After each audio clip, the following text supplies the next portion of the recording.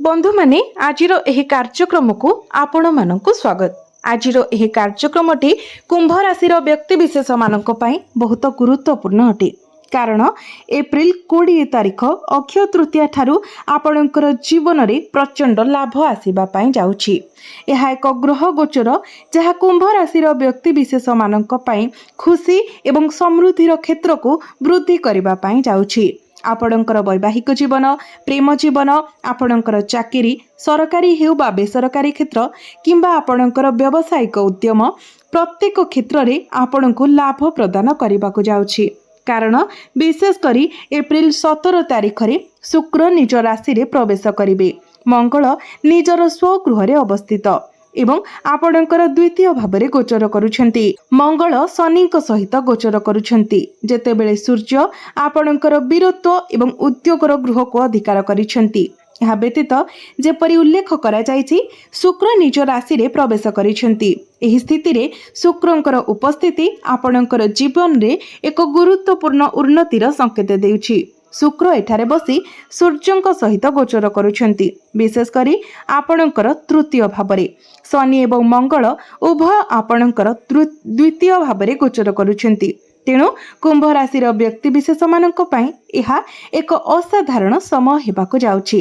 यह आपणको पई शनि 7.5 अंतिम वर्ष हेबाको जाउछि एवं शनि एबे आपणको बहुत किछि हासिल करिबारे सहाय्य करबाको जाउछंती।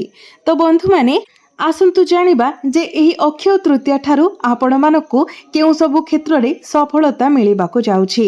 तेबे ता पूर्वरु सर्वप्रथमे आपण माने भिडियोटी को लाइक करी चैनल टी को सब्सक्राइब करि दियंतु एवं कमेंट बॉक्स रे भक्ति एवं श्रद्धार सहित जय श्री जगन्नाथ जय मां लक्ष्मी निश्चय लिखंतु।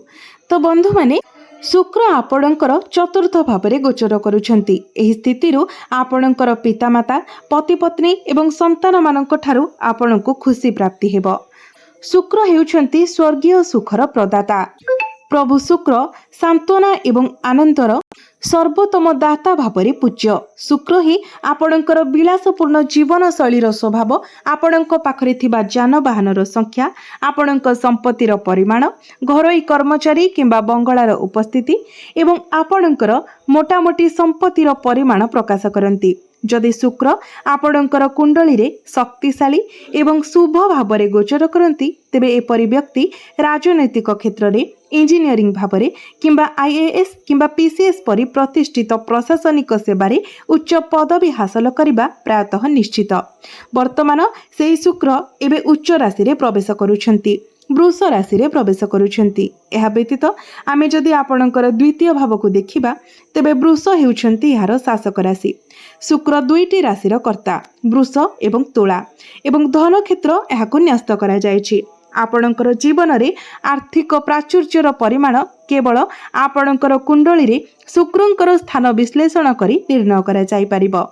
वर्तमान शुक्र आपणकर दशम भाव उपरे निजर शुभ दृष्टि देउछंती।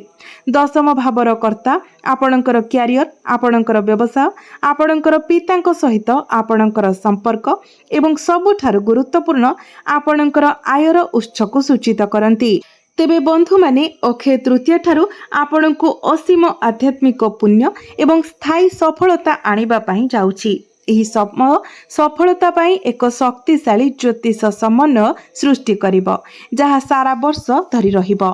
एहा द्वारा आपण सह्य करि आसुथिबा स्थायी समस्या गुड़िक समाधान हेबो। विशेष करी शनिकर प्रतिकूल प्रभाव जोगु हेउथिबा कष्ट ग्रह परिवहन राताराति हुए नाही सेगुड़िक पाई समय लागे। सूर्य शुक्र मंगल किंबा राहु प्रत्येक ग्रह केवल निर्धारित समय आसिले ही निजर राशि परिवर्तन करती एवं वर्तमान शुक्रंक पाई सेही समय शेष रे आसी जाइछि। प्रत्येक व्यक्ति जीवन रे असुविधार सम्मुखीन हुअन्ति। जीवन आनंद एवं दुख उभयर मिश्रण गोटे मुद्रार दुईटी पार्श्व केतेबेले सुख आसे तो केतेबेले दुख आसे। सुखर सेही समय एबे आपणक पाई आसी जाइछि। शुक्र आपणको आराम एवं आनंद देबाकू जाउछंती। जदि आपण एही समय किछि भूमि किछि प्रॉपर्टी किनिबाकू चाहुचंती तेबे निश्चित भाबरे आपण ताहा किनि पारिबे। जदि आपण विवाहरे विलंबर सम्मुखीन हेउचंती तेबे ग्रह मानकर गोचर आपणकर वैवाहिक जोग खोली देउछि, तो यही समय आपणकर विवाह हेबार संभावना अधिक रहुछि। तो बंधु माने मने रखंतु अक्षय तृतीया ठारू आरंभ करी मे मास पर्यंत आपणकर कुंडली रे एक शुभ जोग स्थापित हेउछि। एप्रिल एवं मे मास आपणक पई एक गुरुत्वपूर्ण मोड़ हेबाकू जाउछि। कुंभ राशि व्यक्ति विशेष मानक पई भल भाबरे पर्यवेक्षण करंतु। जतेबेले एही ग्रह गुड़िक उच्चस्थ हेउछंती सेमाने आपणक जीवन उपरे सेमानकर मंगल दृष्टि निक्षेप करूछंती, तो यह आपणक पई एक भाग्यशाली समय हेबाकू जाउछि। सेथिपई आपण करुथिबा प्रत्येक क्षेत्र रे आपणकू सफलता मिलिबो। आपण जो धैर्य रखिछंती एही समय आपण जो दृढ़ धैर्य बजाय रखिछंती एवं परिवर्तनशील समय सहित खाप खुआइछंती ताहा एबे आपणकू शुभ फल प्रदान करिबो। आपणकर चाकरी क्षेत्र रे आपणकू पदोन्नति मिलिबार संभावना रहुछि, किंबा जदि आपणक पाखरे चाकरी नाही तो आपणकू नूतन चाकरी मिलिबार मध्य अधिक संभावना रहुछि। आपण जदि ट्रांसफर पई इच्छा करिथिले तेबे एही समय आपणकर ट्रांसफर मध्य होइछिबो। एही अक्षय तृतीया ठारू प्रत्येक कार्य रे आपणकू सफलता मिलिबा निश्चित। मंगल एवं शनि आपणकर द्वितीय भाबरे गोचर करूछंती, तेबे पूर्वर आपणकर पारिवारिक जो समस्या लागि रहितिला ताहा एबे अंत हेबाकू जाउछि। शुक्र एवं शनि परस्परर मित्र अटंती, तो एठारे शुक्र एवं शनि आपणकू अनेक शुभ फल प्रदान करिवे। मंगल संपत्ति एवं जानवाहन भली संपत्तिर प्रमुख कारक ग्रह। यार वर्तमान स्थान अत्यंत अनुकूल।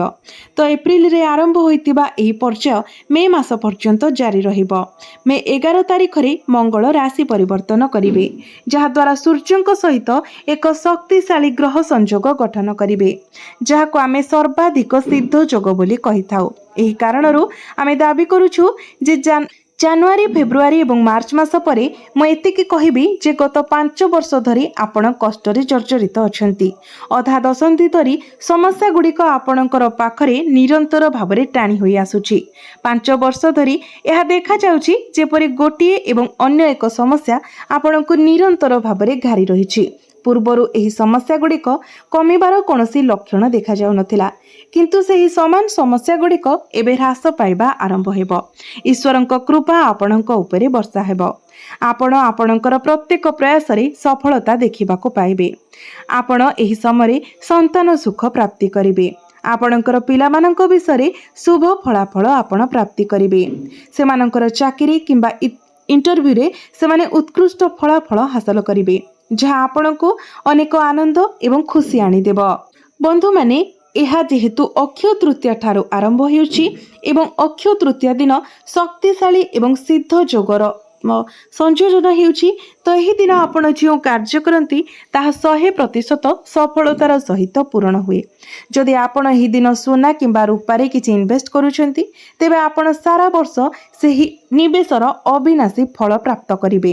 तथापि जदि आपण सोना किंबा रूपा किनि पारु नाहंती तेबे आपण बजाररू एक मुठी धनिया किनि आनंतु एवं आपणक घरे रोषेई घरे पूर्वरु थिबा धनिया व्यवहार करंतु नाही।